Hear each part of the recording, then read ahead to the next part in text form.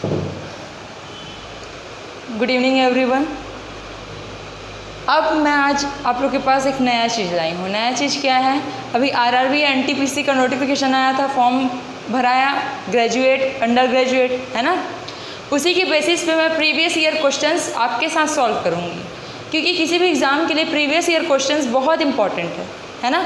उस प्रोस्पेक्ट पे मैं आपके पास रीजनिंग के 5 क्वेश्चंस लाई हूँ।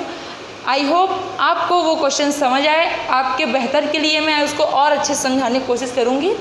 बाकी आप कमेंट सेक्शन में बताइएगा मेरे को, ठीक है। ये आरआरबी एनटीपीसी का है। कब का है? 10 जनवरी को जो पेपर हुआ था 2021 में, शिफ्ट 1 के 5 क्वेश्चन रीजनिंग के, ठीक है।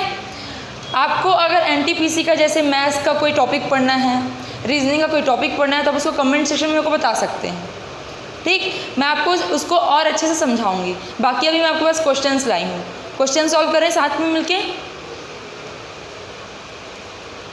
फर्स्ट क्वेश्चन है, यहाँ पे देखिए,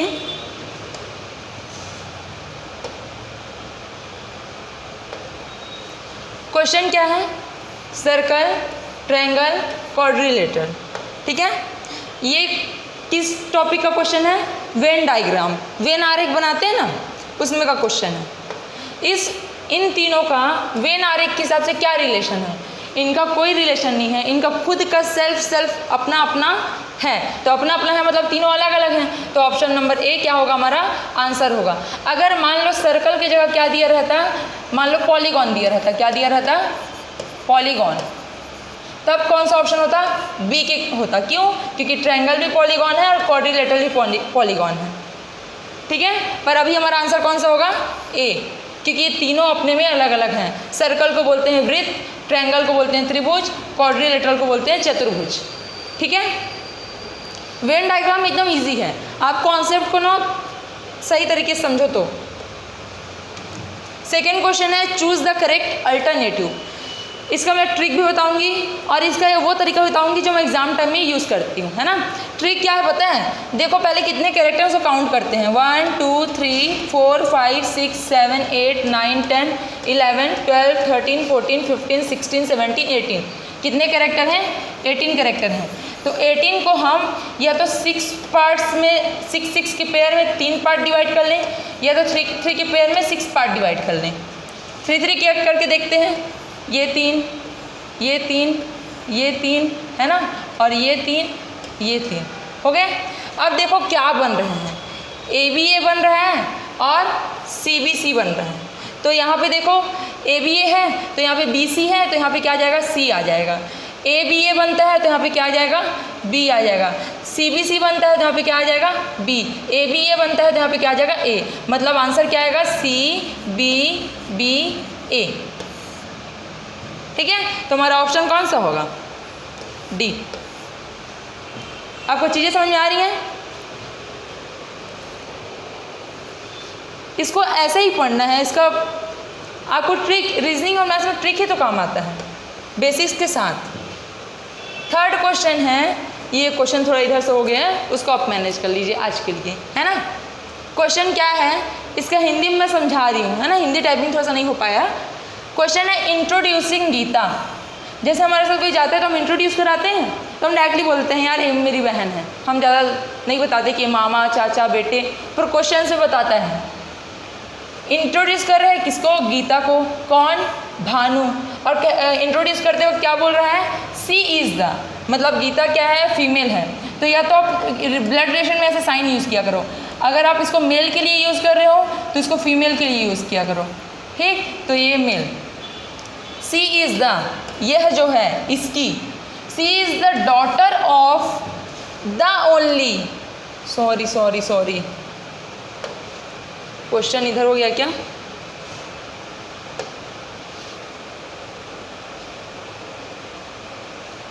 ये the only daughter of my grandmother. English में तो ग्रैंड मदर दे दिया है तो दिक्कत नहीं है, ठीक है। हिंदी में क्या दिया रहता है? दादी ऑब्लिक नानी, दादी ऑब्लिक नानी दिया जाता है, ठीक है। तो पहले हम इंग्लिश को लेके ही चलते हैं। दादी नानी दोनों वाला समझा दूंगी मैं आपको, दादी और ये नानी वाला दोनों। How is the Bhanu related to Geeta, Bhanu का गीता से क्या रिश्ता है ये पूछ रहा है, ठीक है। तो क्या बोल रहा है भानु, सी इज द मतलब Geeta, Geeta is the daughter of only daughter of my grand mother.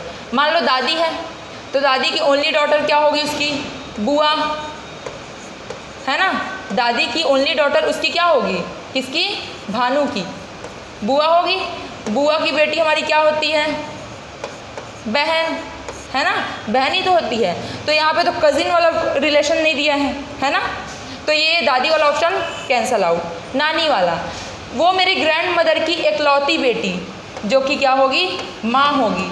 इकलौती बेटी की बेटी है तो भानु की क्या होगी, वो बहन, है ना। पर यहाँ पे रिलेशन किसका पूछा गया है, भानु कैसे रिलेट करता है गीता से, ये पूछा गया है। तो आंसर क्या आएगा, ब्रदर। ठीक है, चीज़ों को कैसे समझते हैं, ये वाले ऑप्शन को लेके चलना। हिंदी में दोनों दिया रहता है, दादी नानी। तो दादी वाले केस में बुआ की बहन बेटी क्या बोलते हैं, हम बहन बोलते हैं, पर वो कजिन वाला रहता है ना। तो इसका आंसर क्या होगा, ब्रदर। चीज़ें समझ में आ रही हैं आपको। नेक्स्ट क्वेश्चन की तरफ बढ़ते हैं, इसको एक बार आप देख लीजिए। फोर्थ क्वेश्चन है, Renu's rank is 15 from the bottom.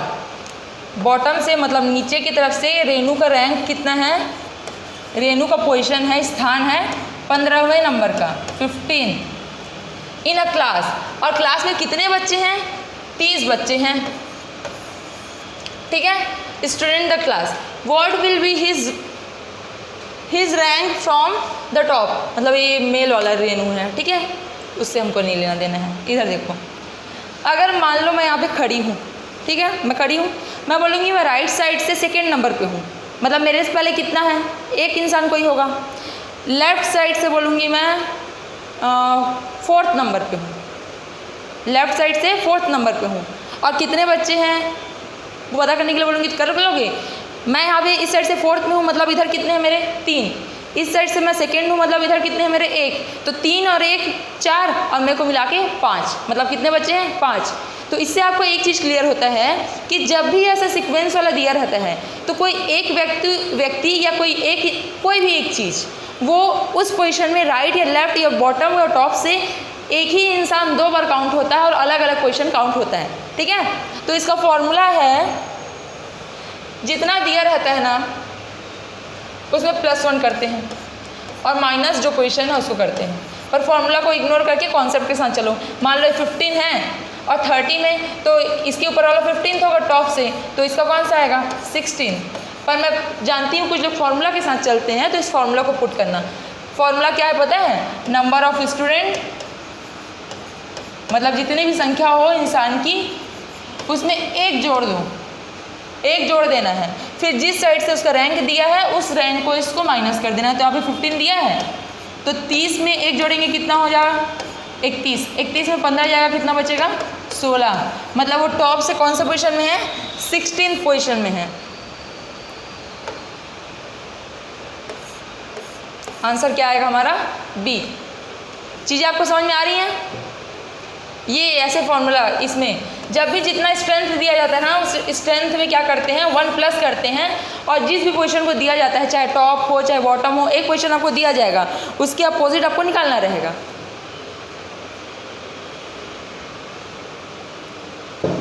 चीज़ें आपको समझ में आ रही हैं। आज की क्लास की लास्ट क्वेश्चन है ना। मैं आपको इस वीडियो में कम क्वेश्चन इसलिए करा रही हूँ ताकि मैं एनालाइज कर पाऊँ कि आपको किस चीज़ की ज़रूरत है, रीजनिंग या मैथ्स, है ना। क्योंकि रीजनिंग और मैथ्स दोनों का वेटेज इक्वल है आरआरबी एनटीपीसी में। सीबीटी 1 में ना, सीबीटी 1 मतलब क्या होता है, computer based test, computer based test. आपको कंप्यूटर में एग्ज़ाम दिलाना है, ठीक है। तो सीबीटी 1 सीबीटी 2, जैसे टीयर 1 टीयर 2 होता है एसएससी में, वैसा ही। लास्ट क्वेश्चन, इसके लिए आपको एक चीज़ ध्यान देना है, आपको एटलीस्ट 20 तक स्क्वायर याद होना चाहिए और 10 तक क्यूब याद होना चाहिए। उससे ज़्यादा कर सकते तो और अच्छी बात है। जैसे यहाँ पे बोल रहा है choose the related from given alternatives. याद रखना, ऐसा जब क्वेश्चन आता है इसको बोलते हैं रेशियो, हिंदी में बोलते हैं अनुपात, इसको बोलते हैं प्रपोर्शन, हिंदी में बोलते हैं समानुपात। क्या बोलते हैं? समानुपात। 3/4 क्या है? हमको पता है 7 का क्यूब है। 1331 क्या है? 11 का क्यूब है, क्योंकि हमको याद है। 729 क्या है? 9 का क्यूब है। अब यहाँ पे किसका क्यूब आएगा ये बताओ मेरे को। 7 और 11 का क्या रिलेशन है? 7 में +4 करेंगे तो 11 आएगा, तो 9 में +4 करोगे तो कितना आएगा? 13। 13 का क्यूब क्या होता है? अगर किसी को याद नहीं है, जैसे मेरे को तो याद है तो मैं टिक लगा दूंगी, पर अगर किसी को याद नहीं है तो 13 का स्क्वायर तो सबको याद होगा। 13 का स्क्वायर क्या होता है? 169। 169 में आप 13 का मल्टीप्लाई करके देखो, 7 आएगा, तो ये दोनों ऑप्शन में कोई एक ऑप्शन होगा। अब ये देखना कि सेकेंड डिजिट पे 9 आ रहा है कि 8 आएगा, तो इसका आंसर बी आएगा। ठीक है, इसको ऐसे ही सॉल्व करते हैं। रीजनिंग के मैं बहुत इजी क्वेश्चन, वैसे टफ आते ही नहीं हैं। एनटीपीसी है, आरआरबी, उतने टफ नहीं आते रीजनिंग मैथ्स, बस हम प्रैक्टिस नहीं किए रहते इसलिए हम लोग थोड़ा सा टफ लगता है। ठीक है, चीज़ों को ऐसे सॉल्व करना है। अब आप कमेंट सेक्शन में आप बताएंगे मेरे को कि आपको आरआरबी एनटीपीसी में मैथ्स के क्वेश्चंस मतलब ज़्यादा यहाँ पे PYQ सॉल्व कराऊँ कि रीजनिंग के कराऊँ। उस बेसिस पे अगले वीडियो बनाऊँगी मैं। ठीक है, मैथ्स आप देख लिए हो और रीजनिंग का वीडियो देख लीजिए। आप कमेंट में मेरे को ज़रूर बताइए कि आपको किसके PY मतलब प्रीवियस ईयर क्वेश्चन पे चाहिए, है ना। मैं बाकायदा मैं आपको कोशिश करती हूँ कि आपको बेसिक से पता चले चीज़ें। ऐसे डायरेक्ट आंसर बता दूँगी कि इसका क्यों है, इसका क्यों है, तो समझ में तो आ जाएगा, पर बेसिक जानना ज़रूरी है। ठीक है, आज हम सिर्फ 5 क्वेश्चन कर रहे हैं, अगले वीडियोज़ में और क्वेश्चंस करेंगे हम। ठीक है, यहाँ तक समझ में आया होगा। अच्छे से तैयारी करिए और क्वेश्चंस मैं आपके लिए लाते रहूँगी। Thank you.